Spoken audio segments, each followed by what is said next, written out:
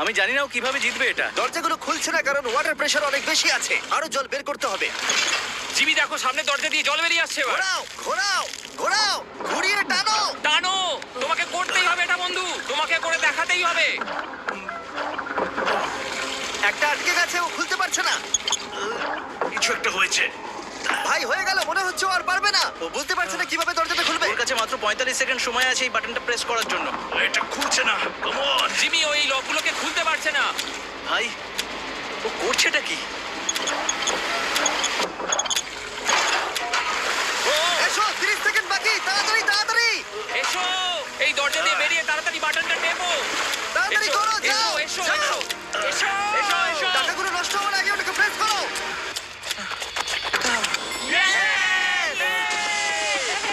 19 second বাকি ছিল আর ও জিতে গেল। তারপর আমরা বোমগুলো সরিয়ে টাকাগুলোকে বের করলাম আর জিজ্ঞেস করলাম কিসে খরচা করবে।